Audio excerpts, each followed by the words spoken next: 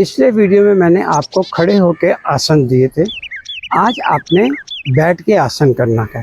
तो सबसे पहले आसन है आपका जानु शीर्षासन। आप राइट पैर को सीधा करोगे, लेफ्ट पैर को बेंड रखोगे, हाथ लोगे ऐसे, ब्रीथ लेते हुए ऊपर जाओगे और ब्रीथ छोड़ते हुए नीचे जाओगे। यहाँ पर आप 10 सेकंड रुकोगे।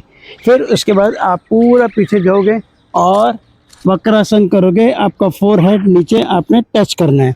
फिर ऊपर आओगे और वापस टर्न करोगे। फिर लेफ्ट पैर को आपने सीधा करना है और जानु शीर्षासन पहले करोगे, सीधा नीचे जाओगे, 10 सेकंड यहाँ रुकोगे और फिर उसके बाद वक्रासन में जाओगे। आप पूरा फोरहेड नीचे टच करोगे। फिर ऊपर आओगे, फिर आप आगे की तरफ आओगे। फिर दोनों पैर को आपने सीधा करना है, पश्चिमोत्तानासन। ब्रीथ लेते हुए ऊपर जाओगे, ब्रीथ छोड़ते नीचे, 10 सेकंड यहाँ आपने लगातार रुकना है और ब्रीथ को होल्ड करना है।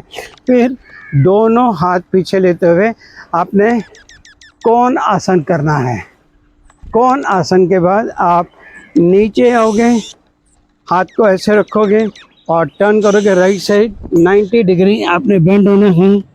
10 सेकंड आप यहाँ रुकोगे और फिर 10 सेकंड आपने दूसरी तरफ जाना है। यहाँ पर स्टेप ज़्यादा हैं पर बहुत इम्पोर्टेंट है। यही चीज़ मैं अब आपको दूसरे व्यू से दिखाता हूँ। हाथ लोगे, ऊपर ब्रीथ लेते हुए नीचे जाओगे, अपना ब्रीथ छोड़ते हुए नीचे जाओगे, 10 सेकंड रुकोगे। ये हो गया आपका जानु शीर्षासन। और यहाँ से आप पीछे की तरफ जाओगे और फोरहेड नीचे टच करोगे, वक्रासन। आप टर्न करोगे।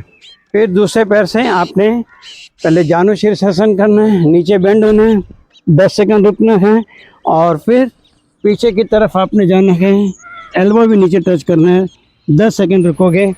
फिर ऊपर आओगे।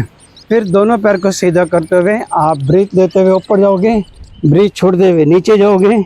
आपने पश्चिमोत्तानासन करना है 10 सेकंड।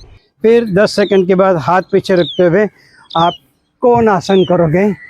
यहाँ पर आप 10 सेकंड रुकोगे। फिर उसके बाद आपने दोनों हाथ थाइस पर रखना है, हाथ को ऊपर उठाते हुए टर्न करोगे, राइट साइड बेंड होगा 90 डिग्री, 10 सेकंड रुकोगे। फिर दूसरी तरफ जाओगे और 10 सेकंड रुकना है।